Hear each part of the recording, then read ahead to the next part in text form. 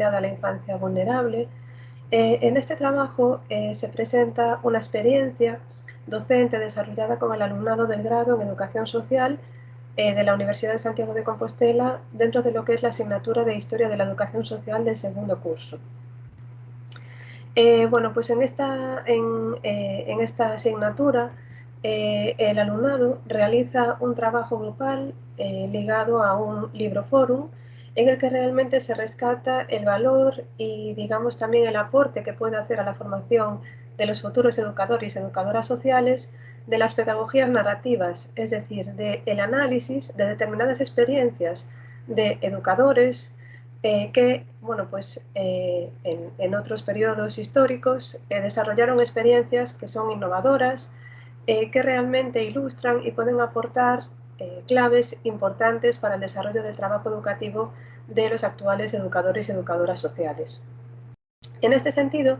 partiendo de lo narrativo como fuente de aprendizaje y también de la lectura dialogada y compartida en pequeños grupos, en este sentido nos parecía muy importante que la lectura de las obras que voy a mencionar a continuación no fuera realizada solo desde un punto de vista individual. Obviamente cada alumno y cada alumna tiene que leer el libro, pero sobre todo todo lo que significa el diálogo, la construcción conjunta de conocimiento y la reflexión y análisis para poder, pues de forma colectiva, entresacar cuáles son los elementos fundamentales, cuál es el concepto de educación que presenta cada una de las obras,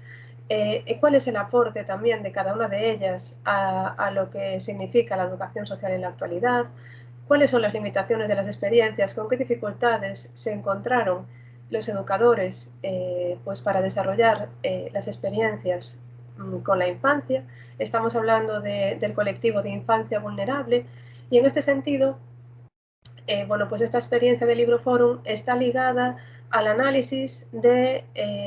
aportes que realmente pueden resultar innovadores y que en su momento,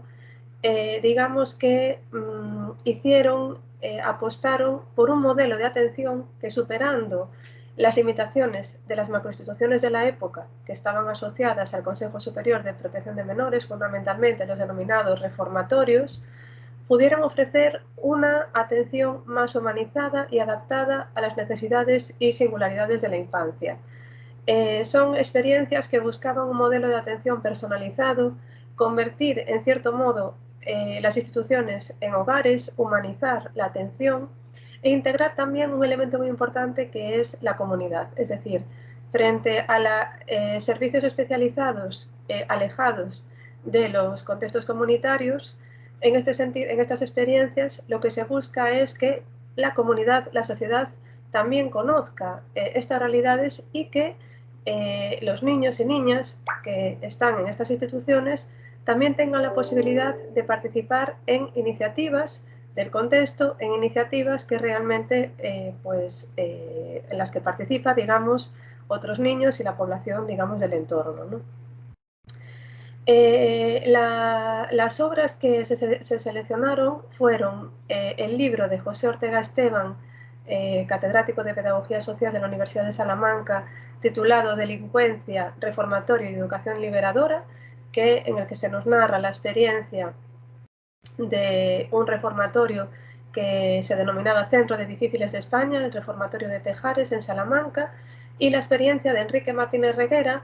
educador, que promotor de los grupos Promesa, y que a través de su obra de tanta rabia, tanto cariño, nos cuenta, narra realmente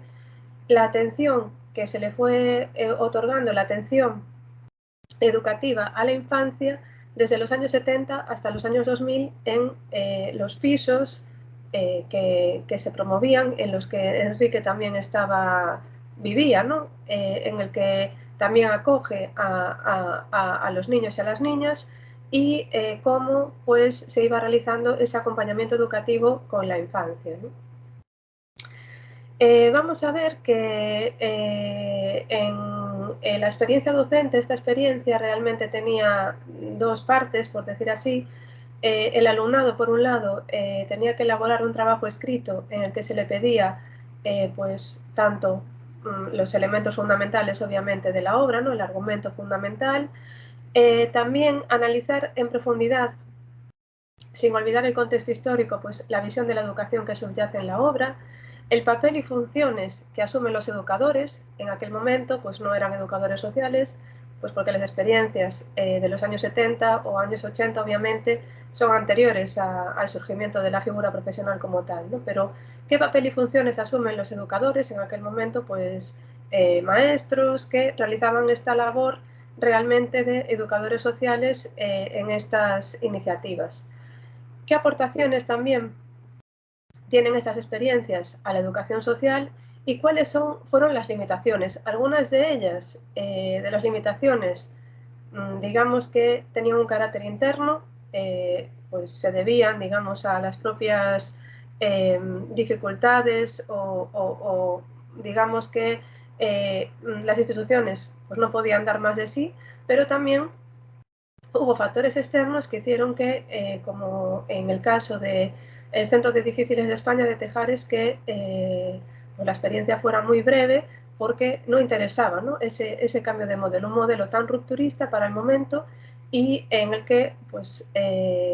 los niños y las niñas del reformatorio pues se les diera, digamos, esa libertad para poder salir, para poder entrar, para participar en iniciativas del territorio en donde estaba ubicado la institución y, bueno, pues realmente, digamos, como nos dice el propio autor, ya era una crónica, la crónica de una muerte anunciada, ¿no? Como utilizando la metáfora también de García Márquez, ¿no? ¿Qué podemos destacar? Bueno, pues en las dos experiencias, el alumnado fundamentalmente lo que va a destacar van a ser una serie de conceptos clave que fueron importantes para definir lo que significa el concepto educativo, el concepto de educación que subyace de ambas experiencias, ¿no? Hay una serie de elementos que son comunes, como por ejemplo la idea de acompañamiento, la confianza. En las dos iniciativas, aunque José Ortega lo dice así explícitamente, realmente se parte del concepto de educación liberadora, como saben, muy ligado a la pedagogía de Paulo Freire. En este sentido, frente a una educación bancaria, de arriba abajo, lo que se busca es esa educación liberadora en el que los niños y las niñas puedan ser los protagonistas, pueden tener ese espacio de autonomía e incluso se busca también despertar esa conciencia crítica, ¿no? Entendiendo que las causas de la situación que les ha llevado a estar separados de sus familias no son causas personales, sino que están muy ligadas al contexto, ¿no? Desde esta perspectiva, en ambas iniciativas se maneja esa visión ecológica, esa visión compleja de la situación de la infancia en situación de riesgo o la infancia vulnerable a la que hacíamos referencia al principio de esta presentación. Además, también es importante destacar cómo va evolucionando bueno, pues, las propias prácticas educativas desde los años 70 hasta la actualidad, cómo realmente va habiendo una transformación en los propios recursos, cómo pues, se va pasando de ese modelo de macroinstitución a modelos de casas de familia. En cierto modo, estas experiencias pues, fueron pioneras, ¿no? en el contexto estatal de búsqueda de otros modelos de atención a la infancia, incluso a nivel estructural, de buscar estructuras que realmente permitan una atención individualizada y además también vaya a haber, digamos, un elemento interesante para el alumnado que se centró en qué aportan estas iniciativas, cómo estas experiencias, pues de hace ya varias décadas, realmente continúan estando vigentes en la actualidad y de ellas se pueden extraer aprendizajes muy interesantes para la propia práctica de la educación social en la actualidad, como también en algunos aspectos en los que actualmente se considera que deberíamos estar, digamos, en niveles más avanzados, hay elementos que